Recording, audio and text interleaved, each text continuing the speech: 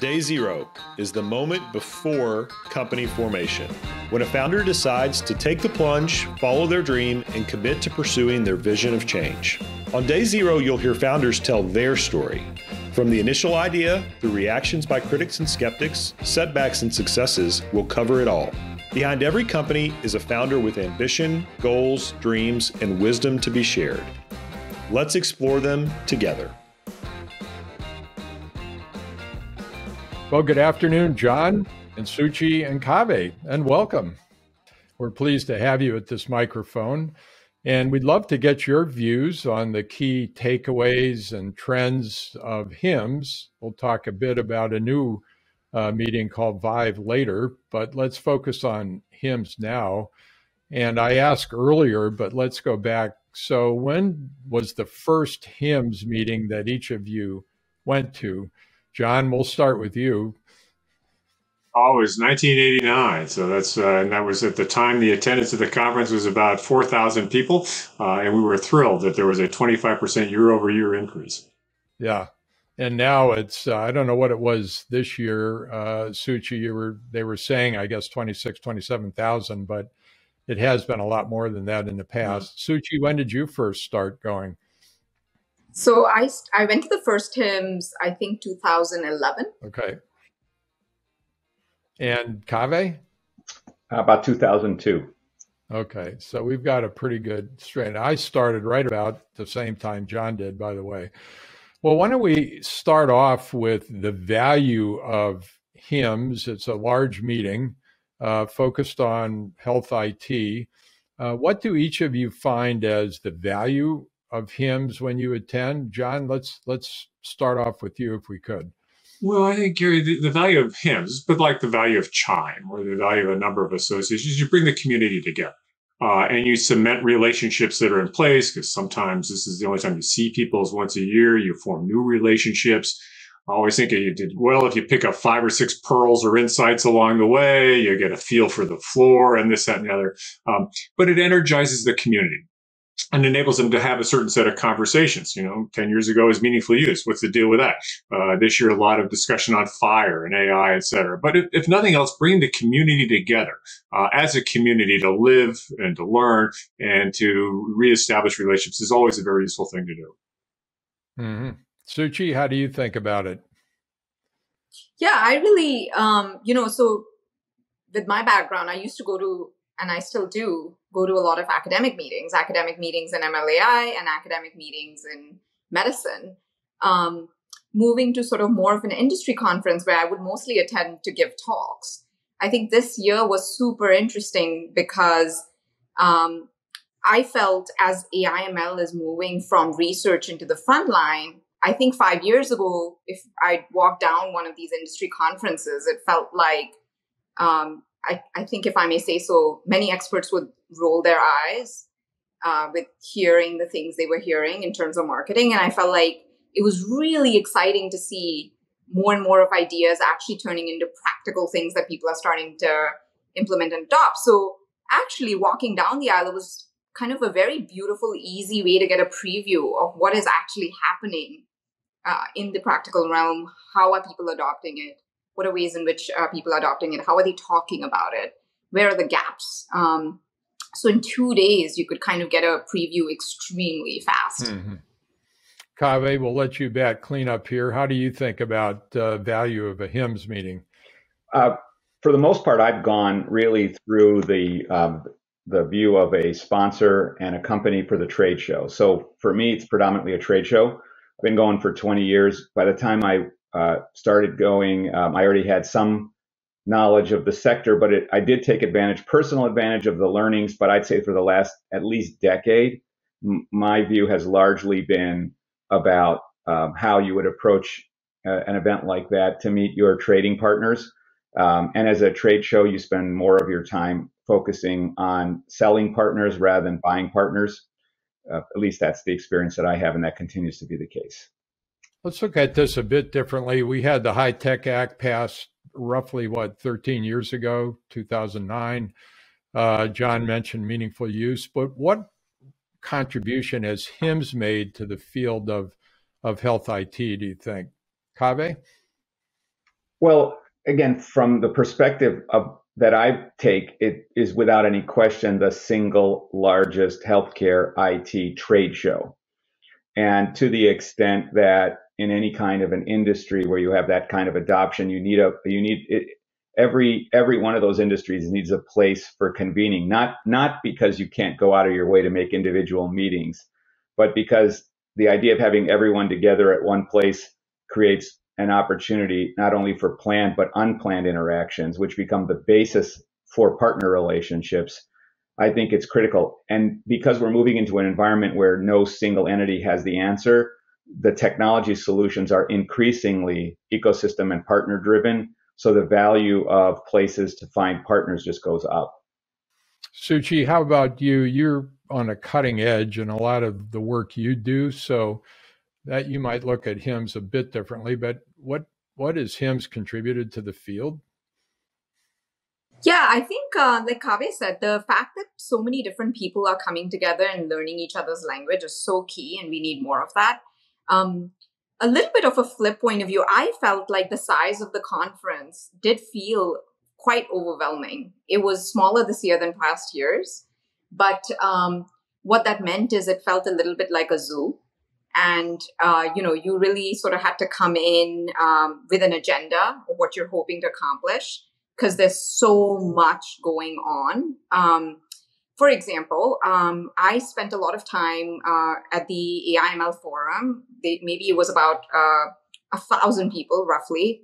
I had a chance to give a talk at the ML forum, which was super fun and really got very engaging questions. And one thing that I really loved about it was that, compared to other meetings, this particular one felt like people were just much further. They'd worked on ideas, they'd implemented ideas, they'd understood where things break, and they were very prepared to hear about how to go about tackling these issues. And they just felt like they were very grounded and not just theoretical. So it was really, really fun to be able to engage with that audience. So I think that breakout group was great. And so the extent to which there can be more breakout groups always helps. But it did feel quite, there were people I wanted to meet, we met, but it just felt as a meeting extremely large. I'm curious to hear what John thinks, because, he was on the HIMSS board. So this is, in a way, your baby to some extent, growing to the size it has. What do you think? Well, it was at its peak, it was in the low 40s, 40,000, and it was overwhelming. It was a zoo, trying to get a cab to get to the restaurant. Good luck in a variety of ways after certain meetings, et cetera. So, and I think, clearly it's added to the industry. It's kind of hard to know how much. Different meetings have different purposes. You go to Chime, it's much more intimate. It's with people who are your colleagues or CIOs or, CFO or CMOs or whatever.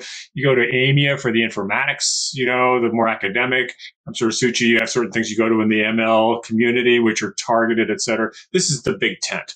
And I think you can always advance the cause. You have to be focused, to Suchi's point about who you're going to meet with and Kaveh's point and why, et cetera. But nonetheless, people are learning from each other. People are forming partnerships and relationships, the kind of glue in the engine that makes things happen and across the board. So, it's kind of hard to put a sort of definitive figure other than, in the course of, major undertakings of, moving an industry, it takes a lot of people working together and going in the same direction and teaching each other. And this is a sort of, new agar, for lack of a better word, that enables all this stuff. So I always thought there's enormous power bringing people together, a little bit of structure, and let them mingle. And you'll do amazing things. Well, the COVID question is, how did it feel to be with 20,000 of your closest friends? I'll actually take that one because it's super funny. I was in Florida for a couple of meetings right before that, including Vive. And I don't know if it had something to do with the pollen or something else, but I definitely triggered my allergy and I was coughing a little bit. And I felt terrible being in the room coughing, where I'm pretty sure people, I had taken the negative COVID test and everything, but that doesn't preclude, in that meeting when you're sitting at the table and you have to cough, even with your mask on. I was definitely feeling bad for the people around me. Yeah, you're probably less likely to get a screwy eyeball than if you smoked a cigarette in the middle of a meeting. Both of those, you're a leper in some form. Kaveh, is that the largest meeting you've been to since COVID? I was at Mobile World Congress in Barcelona 2 weeks ago. It's normally 120,000. It was a 50,000 person meeting. But we had masks at Mobile World, and now we're mask optional. So I would say it was about as normal, sort of a pre-2020 event as I've been to since March of 2020.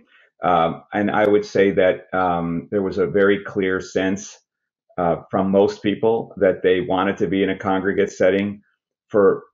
For my own practice, which is highly distributed, I have thousands of people that are never in the same place at the same time. These meetings have always been an essential part of our familial relationship. And for us, it was like homecoming. I mean, we went out of our ways to spend time with each other and go out to dinner together, just us, because it was a family reunion. We'd only seen each other on camera for 2 years. Very cool. Well, what about trends? So what are the trends that you all picked up? Were there any new trends, or was it just existing trends that we've been familiar with over the last several years? I'm happy to just sort of give a couple of thoughts on this. The first one, which is that apparently everybody uses the same people for their marketing, because if you just walk down the middle of the aisle and you look, the same 4 words show up on everybody's list. And what's quite funny, actually, is how the same words can appear in branding statements all over the place. So, I understand in a way why that is, but when you walk down and you see them all in front of you at once, you realize that the idea of being distinctive is actually something that probably deserves a little attention, rather than using words that you're used to hearing other people use. One of the things I think that's interesting about HIMSS is that by its very nature, it tends to focus on what we typically describe as mature technologies. We think about technologies via an S-curve, and most of the real money is spent on mature technologies, but a lot of the interesting conversations occur on the ascending limb of the S-curve, and then the really interesting ones at the bottom of the S-curve. At HIMSS has always been about sponsors and companies, so it tends to live at the top end of the S-curve. The startups are sort of all the way over in one corner and not really central. And so people either seek that or don't see it, which is interesting. But I think there was something really interesting about this HIMSS, and it has nothing to do with HIMSS. It has to do with timing, which is that HIMSS is planned out a year, whatever, in advance. But for healthcare, and particularly healthcare delivery, the rapid ascendancy of staffing as a problem, and the staffing shortage as a problem, and healthcare costs related to payroll costs has moved up the list of priorities ahead of marketing and ahead of assets. So while you see a lot of technology that talks about how to make healthcare better, when you have conversations with people about the problems they want to solve, it's actually how do we solve for the fact that we don't have enough people to do the work.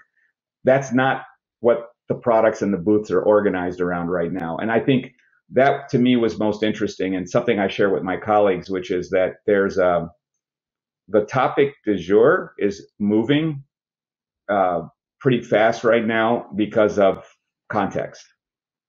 I'll add to what Kaveh said. Actually, I totally agree with him around, it was, again, going down the exhibit hall. It felt like it was nuts how much money had gone into those booths, those, like flying saucers everywhere and all sorts of things to be able to get attention and to stand out. One thing I empathized with deeply was I was trying to think about, again, from having worked in the field for a long time and walking down the aisle, I was like, oh my gosh, if I work a lot with chief clinical officers, chief medical officers, chief quality officers, and CIOs. And I was walking down the aisle and I was like, if I was in their shoes walking down, holy majoli, I would be overwhelmed because it's so unclear what is real, what is not. And then the other piece, I was very pleasantly, this has been sort of a little bit in the last couple of years already starting to bubble up. And because of staffing being such an issue, the importance of augmentation, the importance of automation. So I felt like I saw much more real emphasis, and maybe my eyes go there more quickly, but much more real emphasis on AI, not in a hypey sense alone. I mean, of course, when you're in a vendor meeting, there's going to be hype everywhere. But going beyond the hype, there were also very real ideas and real results and real, like there were good groups doing high quality things, which was very exciting to see. Yeah, I think, Gary, it's hard. I mean, one of the things that HIMSS has done for years is they poll attendees about top 10 issues. And what's interesting is year over year, those issues move all over the place. So usability is high one year, drops down here, and anything's, and you think, golly, how could this be? Like we solved it last year, and so we no longer need to talk about it. And so part of it's a little fickle in some ways. But nonetheless, I think you can see a mixture of things. So you see, one year you'll see issues that just really weren't there the year before. I mean, so I go back to meaningful use. In 2008, it wasn't there, but 2009, it sure was. This year, health equity and the digital equity is clearly on the map. It was not there, last year or the year before. So all of a sudden things emerge for whatever set of reasons.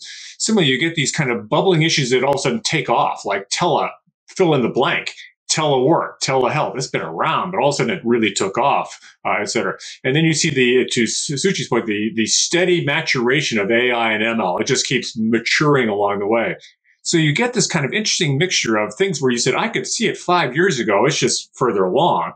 And other stuff that says I could kind of a glimmer 5 years ago, but man, we're on a kind of an S curve. And the other kind of stuff is where in the world did this come from? Now, you know where it came from, but all of a sudden it's there. I mean, there were, one of the things that was kind of really a lot of attention this year was interoperability, FHIR, because there's the FHIR mandate by the end of the year. And all of a sudden the information blocking rule is kicking in here. And all of a sudden TEFCA. That sort of way we're going to get the network of networks is, and there's all, I think sometimes in healthcare, we wait till the last minute to do something. And also it's the last minute. And so there's a lot of anxiety about this. So anyway, you get this kind of mixture of issues popping up and going away and steady mixture, et cetera, et cetera. Yeah, like John said, there was a lot of virtual care discussion, which was interesting. And it was kind of fun because there's a little bit of like in the moment when you're responding, it's much easier to do that with marketing. It's harder to do that with product. It takes a long time to build the product to work correctly. It's much easier to put a nice glossy white paper to talk about it. So there was definitely a lot of glossy on like virtual care and how virtual care could look. I don't know if you're seeing the right virtual care of the future today, but we're definitely seeing a lot of glossy on it. If AI was just 100% diffused throughout, that would be some point in the future. What percentage would we be at now? 10%, 20%, 30%? Yeah, I think what I'm starting to see at least is maybe like pretty much across the continuum, like examples all the way from like pathways, clinical trial recruitment, falls detection, clinical augmentation, earlier stages like falls, sepsis, areas where I work a lot in, administrative cases, billing, virtual care, at-home care. So I feel like we've gone from sort of hypothetically talking about it to more results. And I'm seeing early results in a number of these areas. In some cases, we're starting to now see these early results make their way across systems. And I'd really say, like, because of the staffing shortage issue over the last year, my sense is, like John said, some things rise very quickly through the S-curve. If we can succeed in demonstrating that we actually can tangibly solve for augmentation effectively with AI/ML deployed correctly, I think that's going to be an example of a place where we'll see a climb through the S-curve very, very fast. But yeah, it did feel like 2030 is maybe what I'd say where we are. We're not at 0, we're not at 5, we're not at 10. I think there's great desire to help understand how to implement it. But I think there are relatively, still not as, many groups are attempting to work in it, but not as many groups with deep expertise. I would defer to Suchi and Kaveh on this. I mean, I think it's a hard question to answer because there are parts where it's really far along. I mean, golly, the voice recognition and checking emotion and also, facial recognition. Yeah, I got the biasing, but still, it's pretty far along. Or, my old Siemens days, you have the AI in the equipment that says, by the way, this thing's about ready to go south unless you do something. Or in a lot of administrative stuff, staffing, prior authorization, et cetera, say, wow, we're making some pretty good progress here. On the other hand, you say, to what degree are docs using it daily in the course of clinical practice? Well, maybe not so much. So it's a little uneven across the board. And I also think, at times we have to remember this is, An algorithm is not a solution, which is not a company. And so you get a lot of algorithms out there, pretty cool now, whether they've been tested well, separate question, et cetera. But you can get a lot of energy on, I did this algorithm and it looks pretty damn slick. But that doesn't mean you got a solution here. And that doesn't mean you got a company. So you can say, how far along in the algorithm? Well, do a lot of cool things. How far along in the companies? Well, there's a funnel going on here. And then last point, and then turn over to my colleagues who know more than I do. I always sometimes think that nobody buys AI. They buy something else that performs better because of AI. And so they buy a revenue cycle system that is smarter because of AI, or they buy a, radiology imaging system. So the real question is, well, I'm buying, imaging capabilities or revenue cycle, and you've got AI. Why is your product better because of this? So anyway, that's what you buy. You buy a car that's safer because of AI. Kaveh, what do you think? I think we're in the same zone here, Suchi. I was saying, I was going to say second or third inning in a 9-inning game, so on the same order of magnitude. I think about it largely as particularly machine learning. It's pretty pervasive as an analytic capability now. That's kind of the know part of the world, but there's a real opportunity is really in the act and the do part of the world. It hasn't really made its way much into workflow and workflow substitution. I think there's a huge amount of opportunity there. And that's going to first show up on the cognitive side. And I think we've wildly underestimated its value around the physical side of work, because there's a lot of task substitution that needs to occur on the physical side. So people are aware of it, but I think there's still a lot of distance between the full benefit we're going to get. So opportunity. We've got administrative use for, finance and so on, but Suchi, could you share with us your thoughts about the clinical uses of AI, which may be in a different place than some of the administrative uses?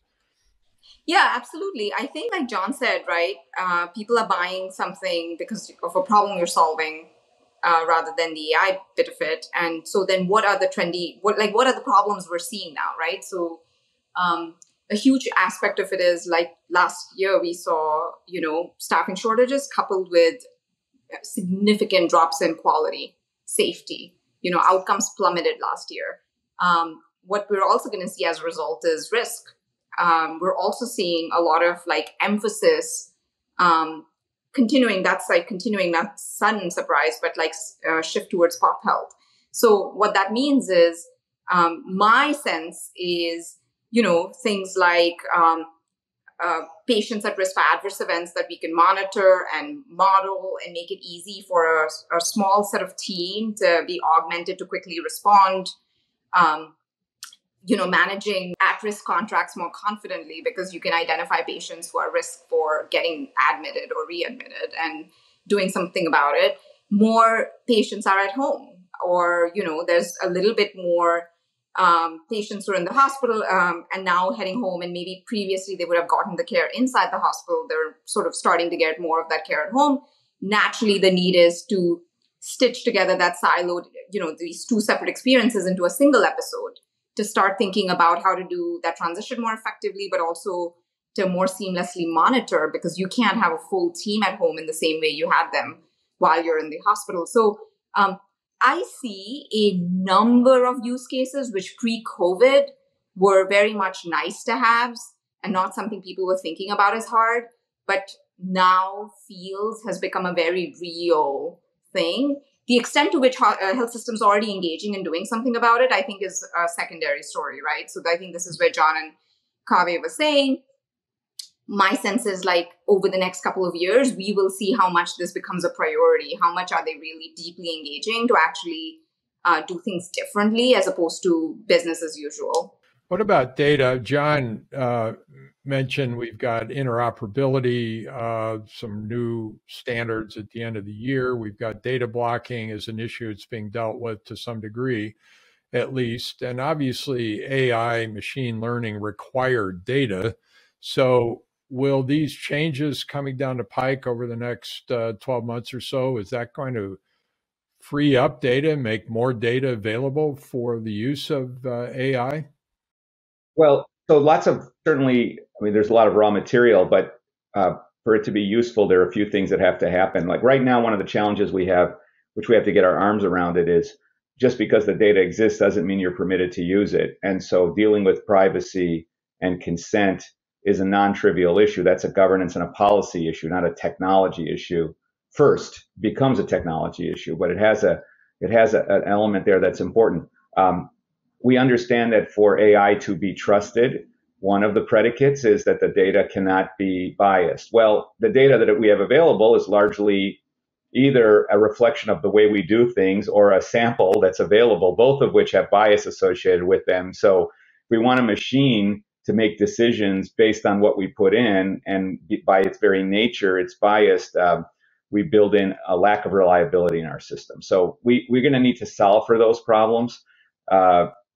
It's less about it's less about the quantity, and it's more about the heterogeneity as well as chronology. And so, I mean, for really interesting data in healthcare around a person, we have to get a complete picture of them, which won't come just from their clinical record. I want to add to what Kaveh said. Actually, this is one of my favorite topics. I've spent a ton of time doing research in this and publishing in it. I think there's this misconception. So if you think about it as innings, if you will, initially, I think we felt, oh my gosh, can we get the data? I think then the data became available. Then people started to think, oh my God, we need a lot of data to be able to do anything. Then the next state was realizing, oh my gosh, when we get a ton of data and we blindly just start putting black box methods, we end up getting methods that are not all that reliable. I'd say the next inning, and again, in research, we're further along than industry practices. The next inning in research, which is almost 4 or 5 years ago, was sort of recognizing that we need techniques that can really correct for these biases. So I'd say on the research side and state-of-the-art side, we actually have a fair number of techniques that know how to think about how to learn models that are reliable, how to measure for bias, how to monitor for bias, how to avoid solutions that create bias. But I wouldn't say all of these ideas have migrated widely into industry, where, we're seeing a lot more. There's a very variable implementation of tools. And I think around this, we just sort of yesterday in Stat wrote an article. This is a new coalition we formed with a group of colleagues around trying to make some of these best practices clear. In my work with the FDA, we've brought some of these tools from the field and something they can use for starting to,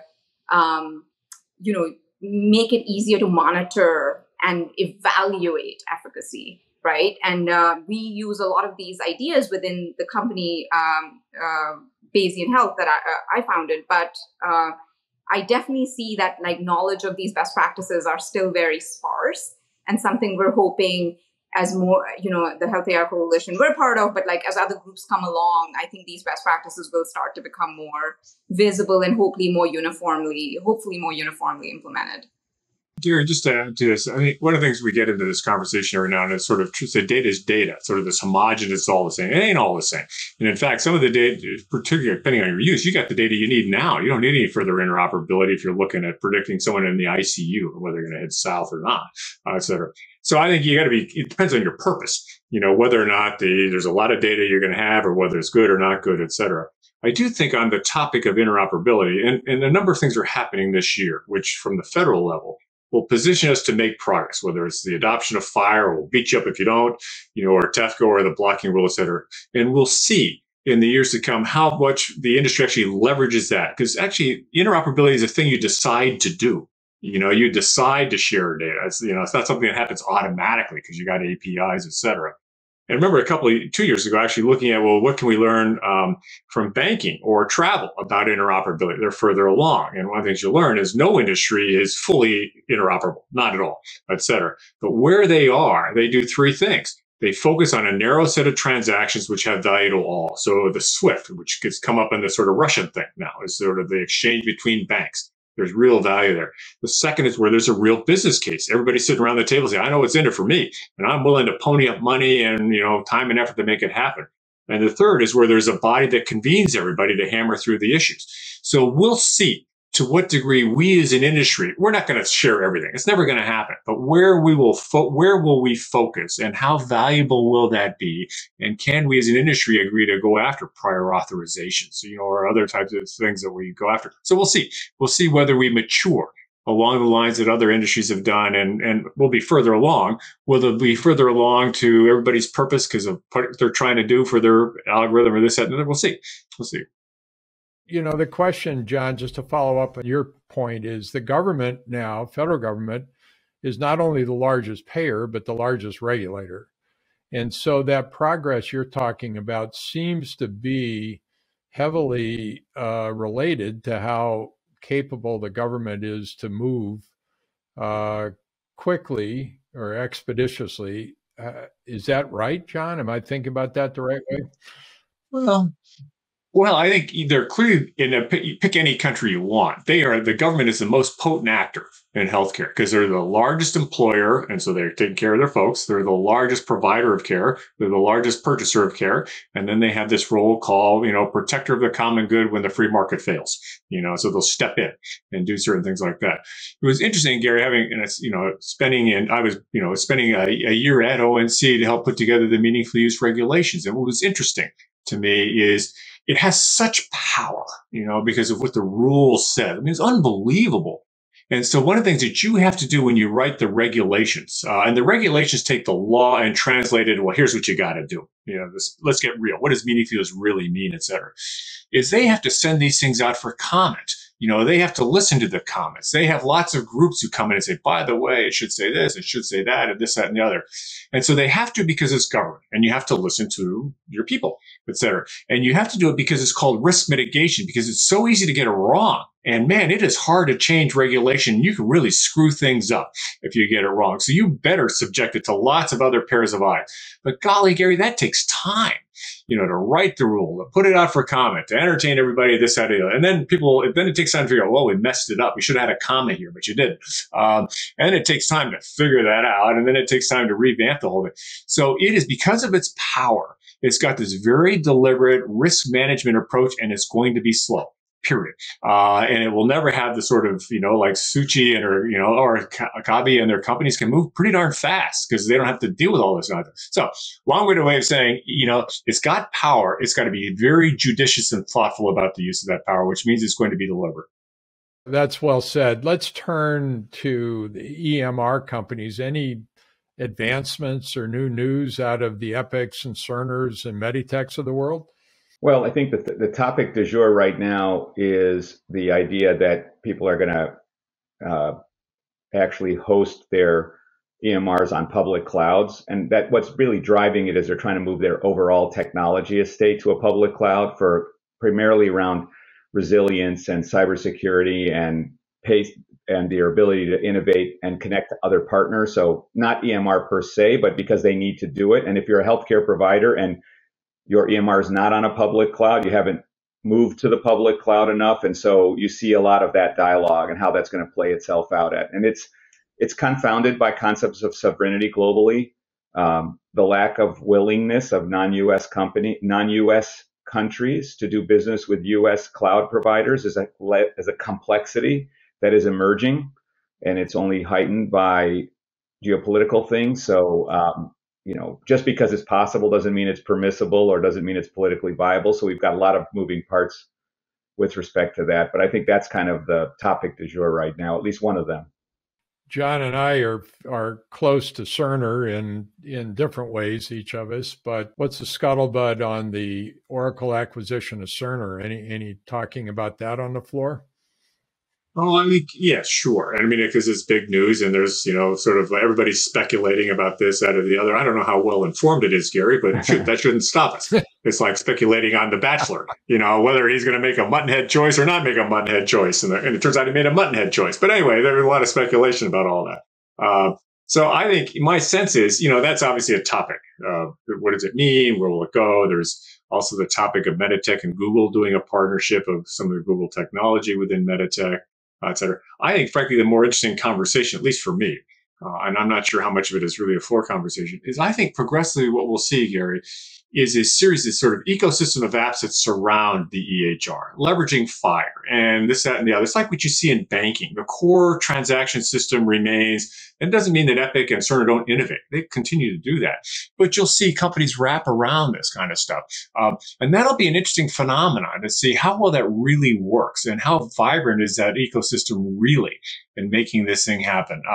Because, you know Cerner as well as I do, Gary, probably better. There's only so much innovation it can do, at a particular level. And it's the same with Epic. So I think the sort of broad trend is if you take the exhibit hall is how many people are actually able to make a real go of it, surrounding and sitting on top of Epic or Cerner or Meditech or eClinical Works, et cetera. And to what degree the doctors and the nurses say, man, this thumbs up. This works pretty well. I think for that to happen, John, one of the things that'll be really, really crucial is for EMR companies to evolve their identity from being like the solution that they're competing for headspace to becoming enablers, right? Where they're seeing themselves as the information superhighway on which they can like enable really, really fast, high quality traffic. I think that is an identity, we'll see if we actually, get there in healthcare. I think it's very important. It'll be exciting. And I think I'd even say on the health, health systems, payers, I think they're at different ends of this journey of like how they view it, the extent to which EMRs as like the solution to all problems versus sort of their base layer infrastructure on which they will now start building an ecosystem of solutions to solve their problems. I think sure Kaveh sees this, but I think two things will sort of force the issue. One of which is the Fed saying, you got to make it easier, man. And if you start throwing, things in the way here, we'll come beat you up. We'll penalize you. So the information blocking FHIR, that will just make it easier. The second is one of the things that I find, and I think Gary and Kaveh, you guys probably see this, is the health system is getting bigger. All the big players are getting bigger. And so what happens when you get bigger is you have the resources, the ability, and the belief, I can do my own thing. I'm not wholly reliant on Cerner, and I'm not wholly reliant on Epic. It's different if I'm a 200-bed hospital, man. You got me, okay? So I'm quite willing to say, Bisbee, here's the deal. You got to open it up because I want to do A, B, and C, and Bisbee will because, golly, you're a big customer, et cetera. So we'll see very sophisticated digital health IT people demand it, and we'll see the companies respond because that's what they do on these things. And I don't know, Kaveh may see this or not see this, but I suspect we'll get a more demanding customer. I agree. Let's move to Vive. Just briefly, Suchi, you were there. It's a new organization focused on digital health, it seems to me mostly, I think, but it has vendors there and it has users of one kind or another. Suchi, how did you find Vive? Give us a quick summary if you could. Yeah, so I think this was my first time attending Vive. I don't know if it's the first Vive meeting. I think it may be. It was way smaller than HIMSS, so I don't know quite what the numbers were, but it seemed like maybe closer to 4,000, 5,000. In person, it hardly matters though, because you're seeing people around you at 5,000, you're seeing people around you at 26,000. It feels the same. There were some very marked differences in style. So, Vive was very much, let's start with the look and feel, like beautiful illustrations everywhere, a great DJ that set the mood the entire time of the meeting. And so that sort of made it very like fun, easy to be here, easy to mingle. In terms of content, I felt like Vive was much, much more thick positioning itself as sort of here's where the field is headed. So a little bit more so many more startups were there, many more talking about kind of the little bit less like vendor booth heavy and more conversation heavy and more sort of let's interact to like try to solve problems together, I felt. I think that's a good summary. This has been an excellent interview. We really appreciate it. I've got one last question I'd like to ask each of you. And that is for the up-and-coming leaders that are watching the show, what's your advice for how familiar they should become with IT and digital health? To me, it feels like the next 10 years is such an exciting time where IT's gone from just being plumbing, like basic plumbing in healthcare, for it to become the catalyst for really improving healthcare delivery.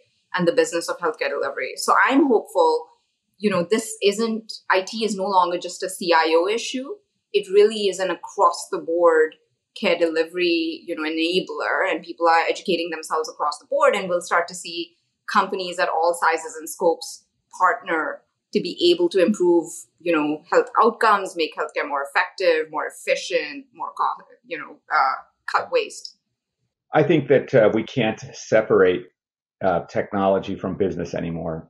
And because we can't separate it, everyone needs a level of technology literacy. We talk about this professionally now, but more importantly, you're talking about young people. We just talk about this as a group and what we want our kids to learn in college, regardless of their field. And I think we're getting to a place now where everybody has to have an understanding of how technology affects a business that is more than just simply the label, but actually have some understanding. They don't have to be coders, but I do believe that we're at a place now where you really can't either be a leader or a participant if you don't have, in our company, we call it a technology quotient or some version of technology literacy. Gary, there's a study done, actually it came out in last year by MIT, looking at the impact of having digitally savvy leadership on transformation efforts. And so they looked across a range of companies. And, some of it was, well, what do you mean by digitally savvy? So, well, three things, one of which is they had a reasonable working level of knowledge about the AI. They could give you a credible description of AI. They could give you a credible description of blockchain. They had enough. Okay. They weren't, they're not going to go toe to toe. They had enough. Second is they had scar tissue from a major implementation. They knew what it meant to roll out an EHR revenue cycle and, how hard that is. This and that.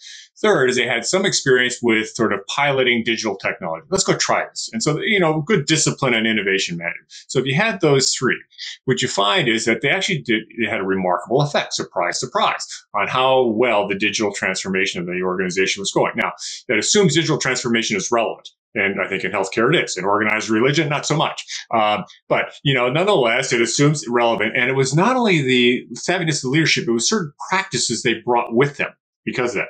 So they had an active, ongoing dialogue with the IT people where they were treated as peers. It was iterative, it was just nonstop, et cetera.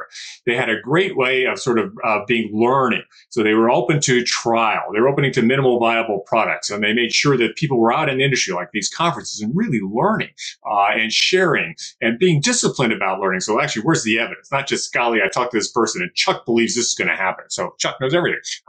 So they wouldn't go off and to do that. And they were pretty modular. They could actually, move people around. Golly, the winds are going this way versus that. We're going to redirect the budget. We're going to redirect the team, and away we go here. And the other thing, Gary, is they sort of push the responsibility down to the trenches. You all in the trenches, you're leading this thing. You know what the care is like. You know how to make it happen. I'm going to resource you. I'm going to coach you. If you step into crap, I'm going to get you out of there, et cetera. But I'm also holding you accountable, for getting the results here. So what you find is, to your point, yes, it matters. And there are certain specifics to it, but more than you being the chief smart person who's now digitally savvy, you bring certain practices with you, and you do the best that you can to get those across the organization. Can I add, Gary, that if you believe in the metaverse, it's going to matter for organized religion as well at some point. I hadn't even thought about that. Son of a gun. Yeah, like the psychedelic medication. I'm all for that. I'm not for it. Timothy Leary was right. I knew it. Great way to end. And this has been a terrific panel. Thank you again. And by the way, why don't we do it again next year after HIMSS and see what's changed? Thank you all. All right. Thanks, Gary. Thanks, Suchi. Thanks, Kaveh. Thank you so much.